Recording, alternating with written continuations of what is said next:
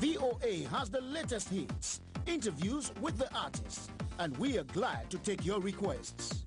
The Voice of America has what you're looking for. Join us on the radio or on the internet to listen day or night. Go to voaafrica.com and click on your favorite program. Just follow your ears. Music from Africa and the world. We've got it on VOA.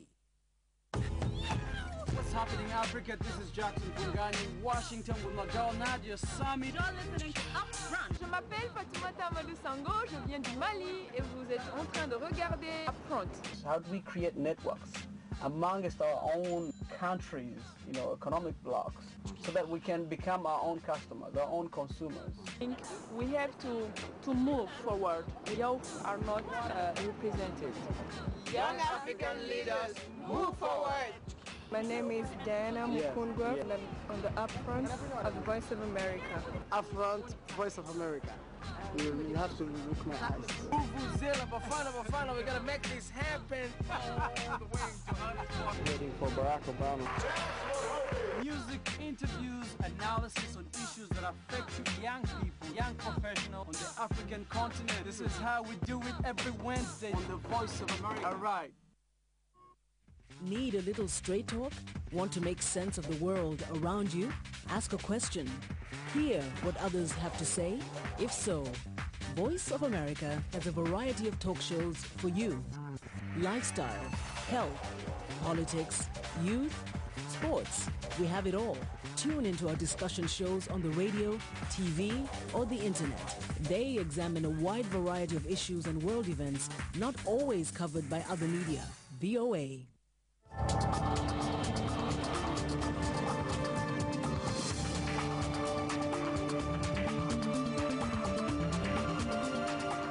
Hello and welcome back to In Focus. I'm Lenore Moudou. As we've mentioned, the International AIDS Conference is underway here in Washington. And today we have two special guests with us in the studio. First, we have Dr. R.J. Simons, Vice President of Program Innovation and Policy at the Elizabeth Glaser Pediatric AIDS Foundation. And we also have with us Florence Ngobeni Allen, an HIV/AIDS educator and counselor and a long-time ambassador for the foundation. Ms. Ngobeni Allen is also native of Johannesburg, South Africa. We are pleased to have both of you join us today. Thank you. Thank you. Let me start with you, Dr. Simons. Can you please tell us, first of all, some of the challenges that children born from a mother with HIV/AIDS face, some of the health challenges? Well, thank you very much for asking, because sometimes children are forgotten in the discussion of the AIDS epidemic. And children do have unique problems, and we also have unique solutions for children. First of all, we're able now to prevent transmission to children. So our first focus is to try to do that by giving drugs to mothers during pregnancy and during the breastfeeding period. The reason is because children have very special aspects of AIDS. They get sicker faster. We have to use different types of medications. The virus is affecting a growing body, and all of those things make it very important to prevent transmission to babies and to treat them early. Okay, and we're going to get more into that later, but let me come to you, Florence. May I call you Florence? Yes.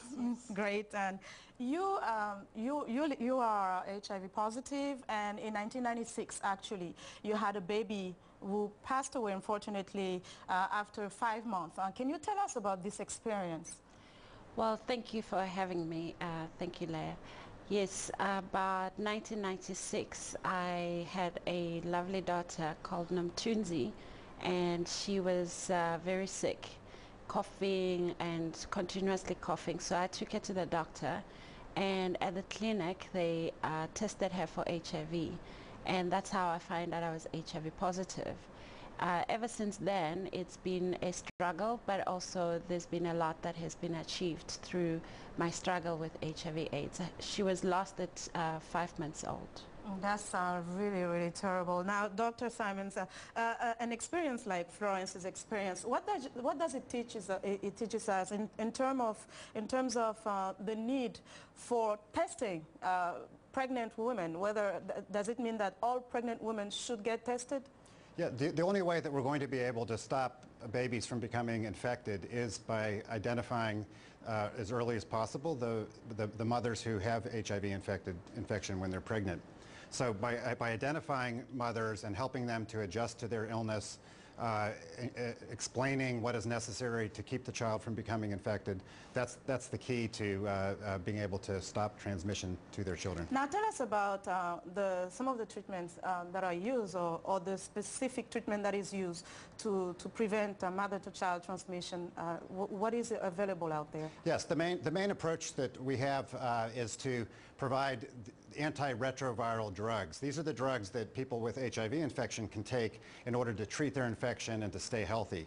These same drugs are used by HIV-infected pregnant women to prevent transmission to their child.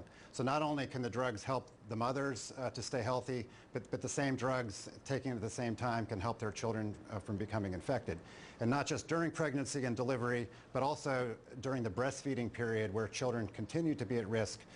By the mothers taking these drugs during pregnancy, they can reduce the chance that the child would become infected. And Florence, this is an experience that you went through afterwards because now you have a healthy baby. Tell us about your baby. I saw the picture, so beautiful. Well, after losing my daughter and my husband, I was remarried.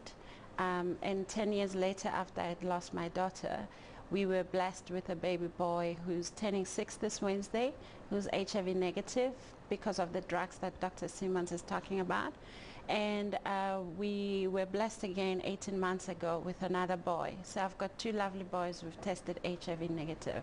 But it wouldn't be possible if we didn't have programs that are there to be given to women to test before they're 12 weeks pregnant, and to test again when they're at least before 32 weeks pregnant.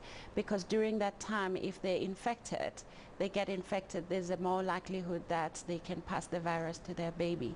So I was lucky enough to receive all those interventions plus the treatment to have HIV negative children. Now, quickly, what message do you share with some of your patients, because you are a counselor as well? Yes, I think the first thing is to know your status, and it goes a long way. Know your status. At the same time, before you want to have a baby, consult your doctor and talk about the interventions that you need to receive. You also need to take medication, and so you need to have an undetectable viral load, so that you shouldn't be, when you're taking a medication, you're not passing the virus to the baby. The other thing that helps a lot is to know that you can breastfeed your child as well, as long as you're taking this treatment very well. So there are lots of things that can be done now. And Dr. Simons, in 30 seconds, what do you see as the way forward to tackle this issue and to see improvement, more improvement in the future? Yes, thanks. I think we have, the good news is we have the tools to do it, and Florence nicely explained how that works on an individual woman basis. What we need to do is make these approaches available to all pregnant women, to get the support from communities, to build the public health systems to be able to deliver these to all women, and to continue to have the system work such that the women can stay in care and can continue to get the care they need throughout their lives. Wonderful, Dr. Simons. Thank you so much. Florence, thank you, and have a good time at the conference, and I hope you have a very helpful, fruitful time here in Washington. Thank you very much. Thank you. And our thanks to Dr. R.J. Simons, Vice President of Program Innovation and Policy at the Elizabeth Glaser Pediatric AIDS Foundation, and to Florence Ngobeni Allen, an HIV/AIDS educator and counselor and ambassador for the foundation. Well, that's our Africa Health Network report for today. For more health news and developments, be sure to visit our website at africahealthnetwork.com. It's time now for a short break, still to come on In Focus. The Olympic torch arrives in London in grand fashion. Ndimiaki and Vincent will be back with more news in a moment.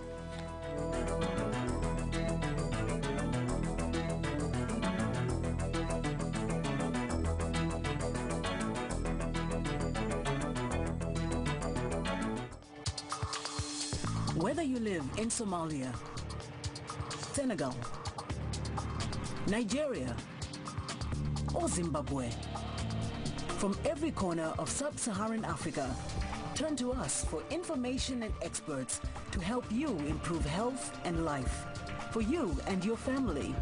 for your health. Africa Health Network, only on VOA.